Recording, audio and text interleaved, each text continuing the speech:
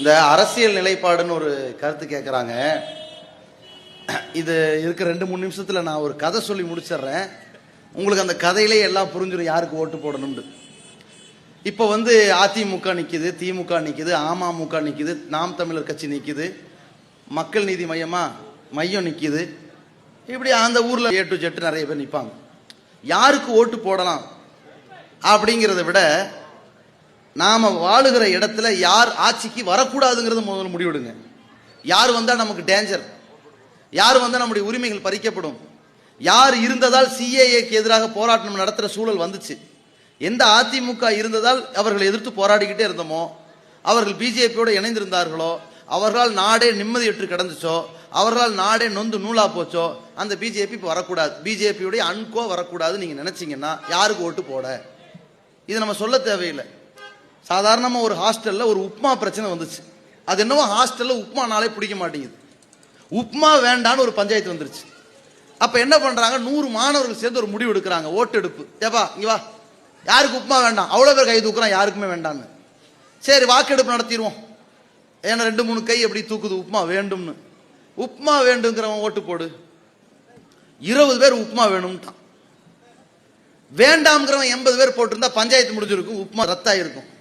இடையில ஒருத்தன் கிளப்பினான், நம்ம ஏன் புரோட்டாக்கு வாக்களிக்க கூடாதுன்னு. 15 ஓட்டு புரோட்டாக்கு போயிருச்சு. இன்னொருத்தன் இடையில நாம ஏன் தோசைக்கு வாக்களிக்க கூடாதுன்னு, தோசைக்கு 15 ஓட்டு. இன்னொருத்த இடையில என்ன இருந்தாலும் கொலாப்புட்டு நல்லா இருக்கும் இல்லையா, ரைட்டு போடு 15 ஓட்டு. 45 அதுல போயிட்டான். இன்னொரு 15 தான், எனக்கெல்லாம் இந்த சாப்பாடே பிடிக்கல, அன்னைக்கு நான் பட்டினி கிடக்க போறேன்னு 15 பேர் நோட்டா 60 போச்சு. இன்னொருத்தன் வந்தான் 10 பேர்.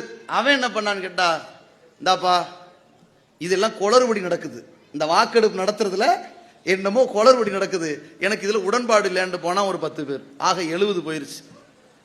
அங்கங்க விழுந்த ஓட்டு பாத்தீங்கன்னா புரோட்டாக்கு 15, சப்பாத்திக்கு 15, கொலாப்புட்டுக்கு 15, சாப்பிடாதவனுக்கு 10, ஓட்டு போடாதவனுக்கு 10.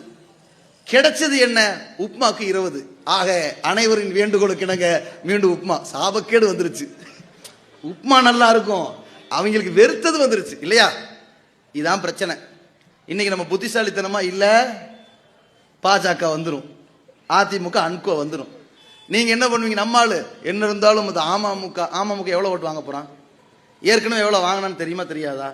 ஒரு சாதாரண ஒரு பாராளுமன்ற தொகுதி, ஒரே ஒரு தொகுதி, அதை சாம்பிளா பாருங்க. அந்த ஊர் மக்களுக்கு எல்லாம் பயங்கரமான கோபம், பிஜேபி வரக்கூடாது, அதிமுக வரக்கூடாதுன்னு கோபம். சரி என்னப்பா பண்ணாங்க, ஓட்டு போட போனாங்க.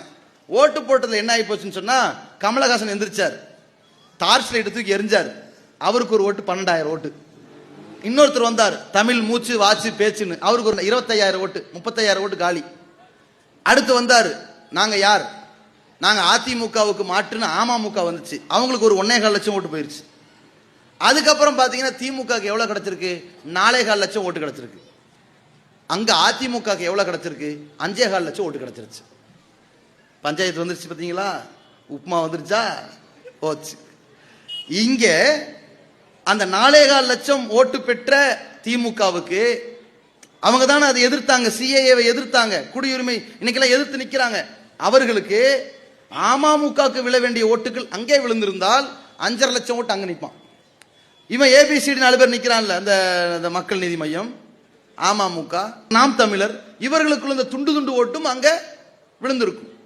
இவங்க எல்லாருமே விஷப்பரிச்சை பண்ணிக்கிட்டு இருக்காங்க. நல்லா புரிஞ்சுக்குங்க, நாம் தமிழர் ஏதோ தமிழ்நாட்டில் ஒரு 2 தொகுதியில் நின்னா அது வேற. மக்கள் நீதி மையம் சார்பாக அவர் ஒரு பிக் பாஸ் மாதிரி ஒரு 2 ஊர்ல நின்று இருந்தா வேற. எல்லாத்துலயும் நிப்பாங்களாம், எல்லாத்துலயும் ஜெயிச்சிருவாங்களாம், முதலமைச்சர் ஆயிடுவாங்களாம். யாராவது நம்புறீங்களா? நம்பல. யாருக்காவது சிந்தனை இருக்கா? இல்ல. அப்ப ஏன் ஓட்ட வேஸ்ட் பண்றீங்க? நல்லா யோசிச்சுக்கங்க. அப்ப நல்லா புரிஞ்சுக்கோங்க, எதிரி ஒருத்தன் மகா கொடியவன், மகா கேடு கட்டவன், இன்னொருத்தன் நமக்கு ஒண்ணுமே பண்ணாதவன் கூட இருந்துகிட்டு போட்டோம். கேடு கட்டவன் இல்ல, கொடியவன் இல்ல, நம்மளை சாவடிக்கிறவன் இல்ல, நமக்கு சாவடிக்கிற திட்டங்கள் வந்தா கொஞ்சம் குரல் கொடுக்கிறவன். இவன் வரணும்னு நினைச்சீங்கன்னா, இவன் வரக்கூடாதுன்னு நினைச்சீங்கன்னா பார்த்து நீங்க ஓட்டு போட்டுங்க. இதை விட உங்களுக்கு புத்தி சொல்ல தேவையில்லை. அஸ்ஸலாமு அலைக்கும் வரஹ்மத்துல்லாஹி வபரகாத்துஹு.